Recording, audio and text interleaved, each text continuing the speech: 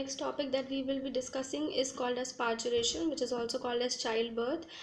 एक ऐसा phenomenon, एक ऐसा mechanism जिसमें full fledged fetus मदर के यूट्रस से बाहर की तरफ आता है. ठीक है, gestation period के बाद. gestation और parturition में difference क्या है? Parturition is only the act of expelling out of a baby or the full term child. But gestation क्या होता है? जेस्टेशन वो पीरियड है जब एक फीमेल बॉडी कंसीव करती है और एक यंग वन को बर्थ देती है. सो कंसेप्शन से लेकर बर्थ तक का जो टाइम पीरियड है that is called as gestation. And parturition वो फेज़ होता है जब मदर के यूट्रस में कुछ कॉन्ट्रैक्शंस होते हैं जिनको हम कॉमन टर्म्स में लेबर पेन कहते हैं, एंड अल्टीमेटली वो चाइल्ड बाहर आता है. अगर हम पार्चुरेशन की बात करें, it is of about 280 days. All right. This is the basic mechanism of act of expelling out of a baby. all right. So basically इसमें होता क्या है कि after 280 days जब मदर की बॉडी में बेसिक लेबर पेन स्टार्ट होता है, उस लेबर पेन में एक्चुअल में होता ये है कि जो फीटल की प्लेसेंटल वॉल्स होती हैं वो एक इजेक्शन रिफ्लेक्स जनरेट करती हैं. All right. इजेक्शन रिफ्लेक्स मतलब कॉन्ट्रैक्शन शो करती है माइल्ड फॉर्म में. All right. लेबर पेन जैसे जैसे धीरे धीरे बढ़ता जाता है वैसे वैसे जो एमनियोटिक फ्लूइड प्रेजेंट है एमनियोटिक सैक के अंदर वो बर्स्ट आउट हो जाता है and then it expels out from the body. जिस टाइम पे चाइल्ड का हेड पहले बाहर आता है, अपार्ट फ्रॉम दैट जो भी एम्बिलिकल कॉर्ड का रीजन है वो अल्टीमेटली बाहर की तरफ एक्सपेल आउट होता है. एम्बिलिकल कॉर्ड के बाहर आने के बाद उस एम्बिलिकल कॉर्ड को कट करके सर्जरी के थ्रू फिर से बॉडी से एलिमिनेट कर दिया जाता है. Do remember one thing, umbilical cord एक ऐसा पार्ट है ह्यूमन बॉडी, फीमेल की बॉडी में, जिसमें फ्रेश स्टेम सेल्स होते हैं. इन सेल्स में पोटेंशियल होता है किसी भी डिजीज से फाइट बैक करने का. They are the purest forms of cells. All right. So placenta का बाहर आना और एम्बिलिकल कॉर्ड जो भी होती है उसको फर्दर उससे स्टेम सेल्स को एक्सट्रैक्ट करके उनको सेव भी किया जा सकता है. All right. So these are the diagrammatic representation. सबसे पहले सर्विकल कॉलम थोड़ा स्ट्रेच करता है, हेड बाहर की तरफ आता है. देन जो सर्विकल बोन्स यहाँ पर प्रेजेंट होती हैं जिनको हम पेल्विक बोन्स भी बोलते हैं वो और स्ट्रेच आउट होती हैं. सबसे पहले सर बाहर आता है अपसाइड डाउन एंड उसके बाद पूरी की पूरी बॉडी उस हेड को फॉलो करते हुए आगे की तरफ बढ़ती रहती है. All right.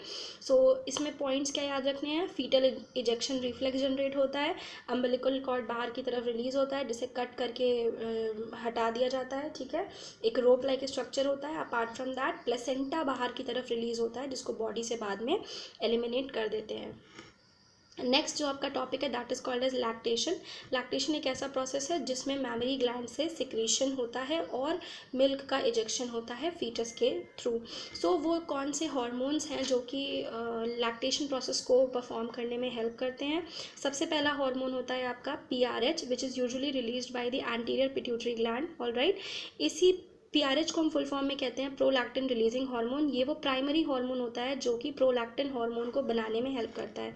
प्रोलैक्टिन हार्मोन वो होगा जो मेनली लैक्टिन को रिलीज़ करेगा और जैसे ही फीटल जो भी यंग वन बाहर आया है वो मदर के मैमरी ग्लैंड्स को जब सक करता है उस टाइम पे एक इम्पल्स जनरेट होता है, एक नर्व इम्पल्स जनरेट होता है और वही नर्व इम्पल्स अल्टीमेटली मदर की बॉडी में स्पेशली मैमरी ग्लैंड्स में के थ्रू सिग्नल भेजता है पिट्यूटरी ग्लैंड को और वही पिट्यूटरी जो हार्मोन बनाता है that is called as PRH. All right.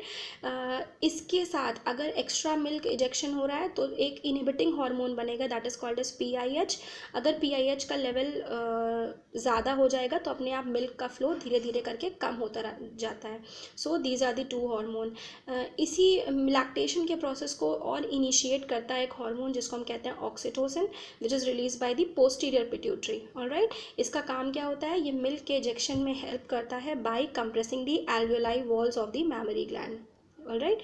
Then apart from that अगर हम लैक्टेशन प्रोसेस की बात करें तो जो पहला मिल्क मदर की बॉडी से रिलीज़ होता है जो सबसे ज़्यादा प्रोटीनेशियस मिल्क पाया जाता है that is called as colostrum. All right. Colostrum contains मतलब बहुत सारे फूड कंटेंट्स का ये एक डेरिवेटिव फॉर्म है. बच्चे को कुछ भी ना दिया जाए लेकिन अगर ये पहला मिल्क उसको मिल रहा है कोलोस्ट्रम के फॉर्म में that is quite nurturing for that child, because उसमें जो एंटीबॉडीज़ होती हैं they are called as IgA antibodies, और ये एंटीबॉडीज़ उस चाइल्ड को, डेवलपिंग फीटस को सर्वाइव करने में हेल्प करता है ताकि वो इन्फेक्शन से बचा रहे।